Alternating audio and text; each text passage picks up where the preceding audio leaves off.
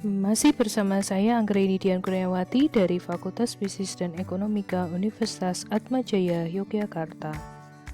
Pada bagian yang keempat ini, saya akan melanjutkan terkait dengan real-time analysis yang kemudian bisa digunakan Matosas Matrix sebagai salah satu caranya. Nah, di sini Matosas Matrix bisa digunakan untuk melihat indikator-indikator apakah ada transaksi yang kemudian di situ melibatkan adanya kecurangan. Nah, di sini kita bisa lihat contohnya, yaitu indikator-indikator dalam Matosas Matrix. Jadi di situ ada kontrak, kemudian ada vendor, dan kemudian ada number of red flags, kemudian bagaimana di situ ada lost bids atau lelang yang kalah, kemudian di situ untuk nama brandnya, kemudian siapa yang kemudian memenangkan untuk lelang tersebut, kemudian juga ada bagaimana angka dari sequential bid security-nya. Nah, kita bisa lihat dari sini untuk persentasenya. Nah, untuk kasus yang ini adalah untuk mendeteksi kemungkinan adanya kickbacks. Nah, untuk beberapa kontrak di situ ada winning vendor-nya itu adalah Direct Corp, Satq, kemudian ada Denny Corp, kemudian ada Under Inch.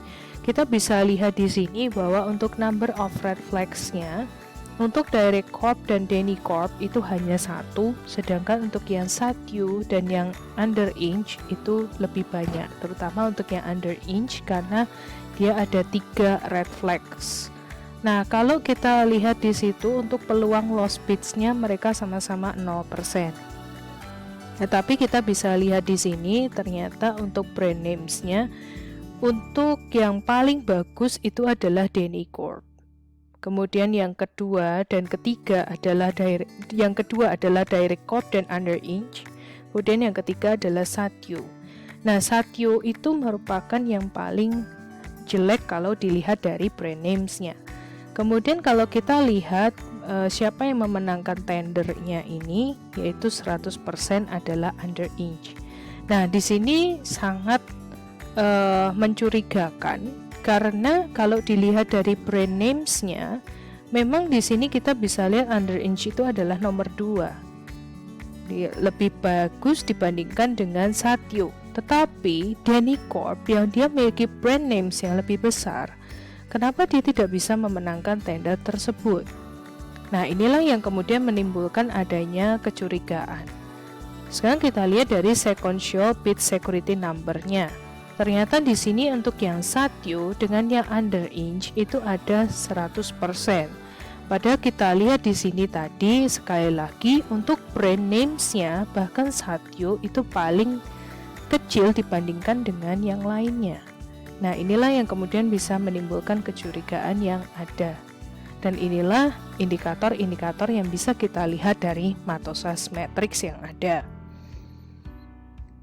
Kemudian kita juga bisa melakukan analisa laporan keuangan. Ada beberapa pendekatan-pendekatan yang bisa digunakan.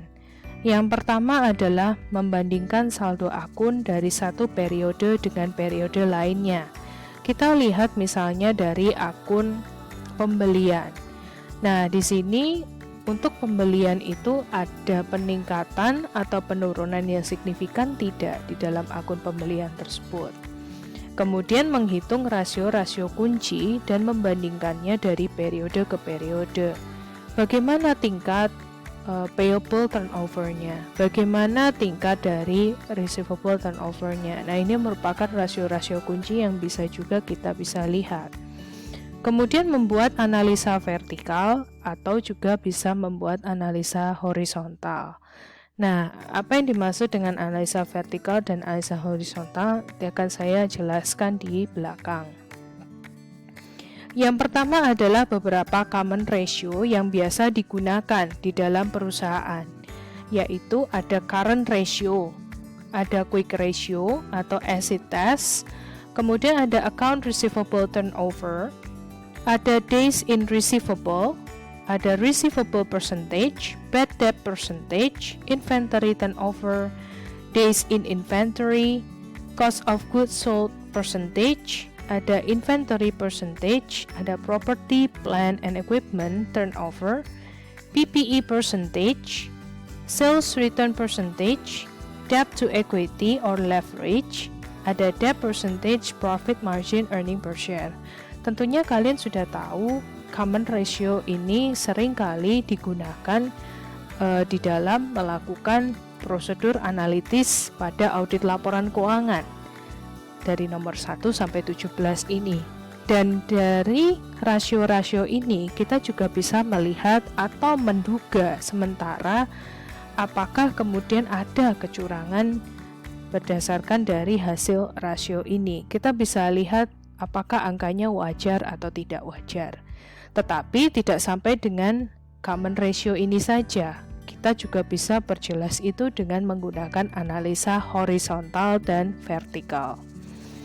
Nah, di sini adalah contoh untuk analisa secara vertikal untuk laporan posisi keuangan dan juga untuk laporan laba rugi. Yang di sebelahnya di figure 6.9 di situ juga ada untuk analisa horizontal untuk laporan posisi keuangan dan juga untuk laporan laba rugi. Nah, kita lihat perbedaannya di mana. Jadi untuk yang vertical analysis ya, di situ untuk yang vertical analysis satu persatu. Namanya bentuknya adalah vertikal berarti menghitungannya ke bawah. Nah, kita bisa lihat di situ bahwa untuk vertical analysis untuk tiap-tiap akunnya nanti akan dilihat persentasenya masing-masing.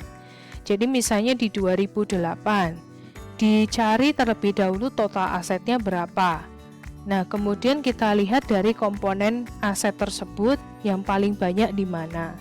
Nah, dari 2008 misalnya ya, di sini kita bisa ketahui bahwa fixed assetnya itu adalah yang paling besar nilainya di dalam total aset karena dia menyumbang 60% sendiri.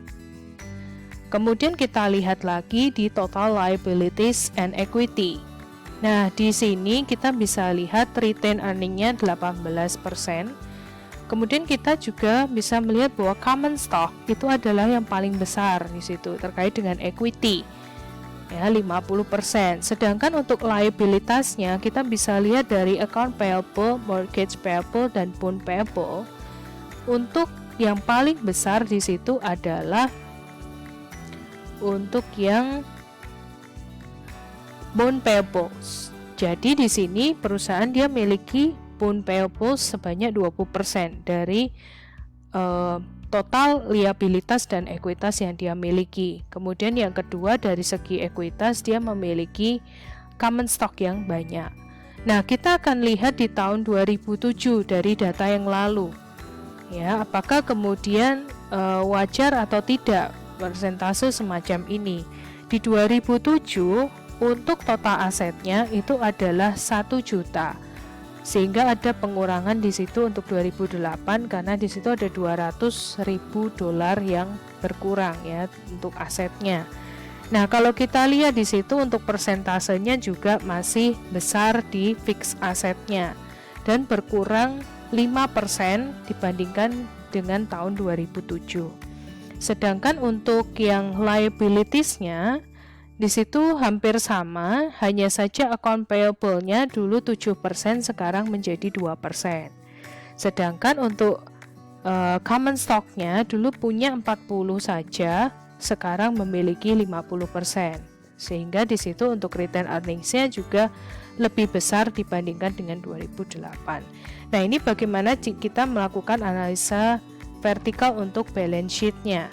Nah, kita juga bisa melihat dari yang income statement-nya. Untuk yang income statement-nya juga sama, kita bisa lihat di situ dari sales, kemudian cost of goods sold dan gross margin-nya. Di situ kita bisa lihat gross margin-nya adalah $400.000 dan kemudian untuk expense-nya di situ untuk jumlahnya adalah $250. yaitu 25%. Kemudian untuk income before tax, kemudian ditambah income taxes sehingga net income-nya adalah $90.000. Kalau kita bandingkan dengan 2007 itu net income-nya adalah $112.000, yaitu 14%. Nah, 14% ini lebih besar dibandingkan dengan 2008. Jadi ada penurunan dari laba bersih yang dimiliki perusahaan di tahun 2007. Tetapi di sini kita bisa lihat itu bukan karena salesnya, karena salesnya di sini kita lihat memang masih ada penurunan. Akan tetapi di sini kita bisa lihat bahwa ada penambahan dari biaya yang kemudian dikeluarkan, yang tadinya dari $208.000 sekarang menjadi 250%, dan hal ini kemudian terjadi peningkatan kalau kita bisa lihat dari strukturnya. Nah, maka di sini juga kita bisa melihat ya apakah akun di sini itu wajar atau tidak dari secara keseluruhan terkait dengan penurunan atau kenaikan yang terjadi. Nah, setelah melihat signifikansinya, baru kemudian nanti kita melihat dari area-area yang kemudian kita curigai kemungkinan bisa ada gejala kecurangan yang ada. Nah, terkait dari kasus ini memang ada beberapa penurunan ataupun kenaikan, terutama kebanyakan adalah penurunan. Tetapi di sini juga kita bisa lihat karena sudah seiring dengan penurunan laba yang ada. Jadi masih kita katakan bahwa untuk analisa untuk Jeondu Company ini masih oke. Nah, kemudian untuk yang horizontal analysis of balance sheet and income statement, karena namanya horizontal analysis, maka kita bisa melihatnya ke samping. Nah, di sini kita bisa melihat dari change-nya berapa. Nah, ini yang biasa digunakan atau yang sering kali digunakan dibandingkan yang vertical analysis. Nah, di sini kita bisa tahu dalam bentuk dolar maupun juga perubahannya dalam bentuknya persentase. Lebih mudah dipahami dan kemudian kita bisa melihat dengan jelas beberapa bentuk penurunannya. Kalau yang vertikal tadi sebisa mungkin kita lihat sepertinya tidak ada masalah. Tetapi kalau di dalam sini kita bisa melihat contohnya ada persentase kenaikan yang sangat besar dari account payable-nya dia. Dari tahun 2007 70.000 menjadi penurun sebesar 16.000. Dan di sini ada change-nya adalah $54.000, maka ada perubahan sebesar 338%.